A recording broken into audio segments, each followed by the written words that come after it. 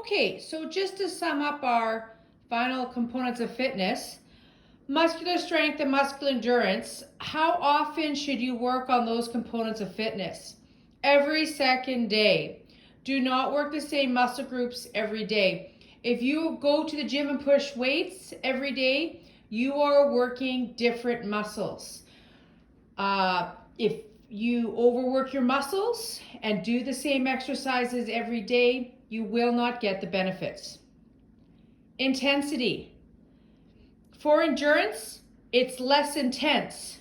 More reps, less weight. If you were to do a weight session for endurance, it would be 70% of your max, 12 to 15 reps. You could even go to 20. For body weight activities, you go until failure. You can't go anymore. Muscular strength, less reps because it's more intense. You're dealing with heavier weights. You're dealing with 80 to 90% of your max, and you're doing 6 to 12 reps, 3 to 4 sets. Types of activities: weight-bearing activities, functional fitness activities, and weight training type exercises. Time. You shouldn't do this for longer than an hour, 20 to 40 minutes for most of us.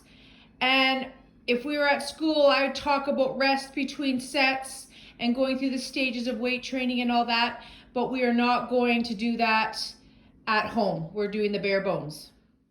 Okay, we are now going to start activities that we are going to be working on for the next 4 weeks. All right, I'm calling this getting fit for our fitness test. Now, this does not mean Mrs. Cross knows we're going back to school and all that. She doesn't. We're just carrying on as if during the school year, at the end in June, you would be getting your final fitness test, okay?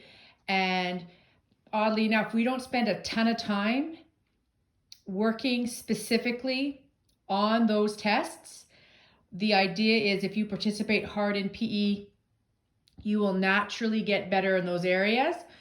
But because we're in the situation we are, we can actually specifically work on our cardiovascular endurance for the beep. We can work on our flexibility for the sit and reach. We can look on our core endurance or core strength for the plank.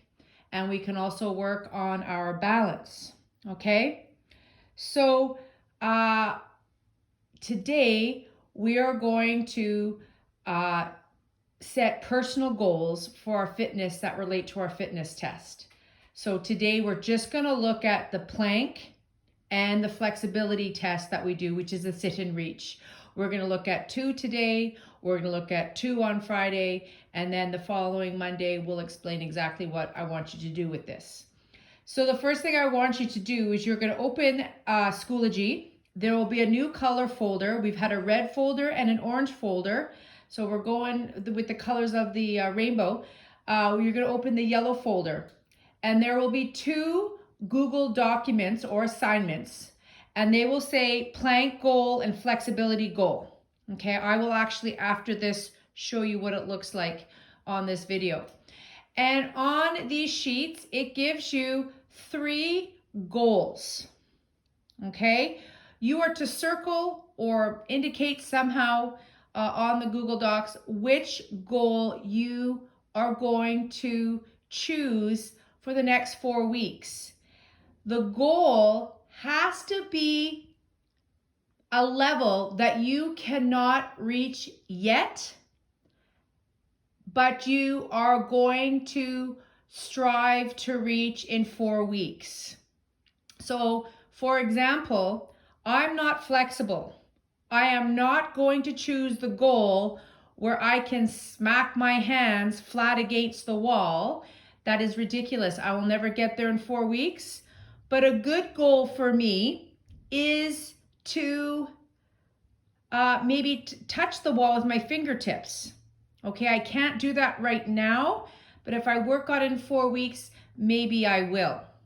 Okay, so that's the idea. Choose the goal that you can't do quite yet, but you could maybe accomplish in 4 weeks. Okay, and you're going to circle that goal. And then once you've done that, because that will take 2 minutes, you are going to find your baseline or starting point for these 2 activities. So you are going to give me a video of your sit and reach, and I have your fitness tests here, so I have an idea of where you're at, but I want to see. And then you're going to give me your 2 1-minute planks. So for your 1-minute planks, you're probably going to need someone to videotape you doing that, because I'm going to tell you how many adjustments you make. So today's activities are only going to take probably about 20 minutes tops, okay? And following this video, I'm going to show you exactly where things are in Schoology. Okay, guys, here is the instructions to make sure everyone's clear on what's expected of you for the next few weeks. If you are behind, my suggestion is just focus on these goals and working on these goals for the next 4 weeks. I will be giving you time at the end of June to catch up for those who are behind. I'm going to be giving you more instructions on Friday and then again on Monday, but this is exactly what I want you to do. So I'm in my course. I go to materials. Okay, I scroll down, yellow, getting fit for our fitness test. I click on that. You're going to see plank goals, getting fit for our fitness test, flexibility goals. Okay, and then I'm going to open this up just so you have a look at it. Okay, so it talks, there's 3 fitness goals, 1, 2, or 3. All right, the first one's the easiest. Oh, forgive me. The first one's the hardest. The second one is the middle one. The third one is for those of you who are just beginning and have a weaker core. Don't worry about all these activities. Don't do those activities tomorrow. I just want you to circle 1, 2, or 3, or let me know which one you're doing and handing that in. Okay? Same thing for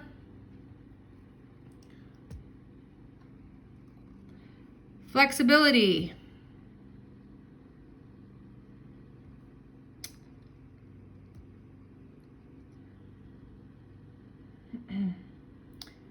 There's the things. By the end of 6 weeks, I'll be able to touch the wall with my fingertips. That's the easiest, middle, and hardest. All right? Don't worry about doing the activities.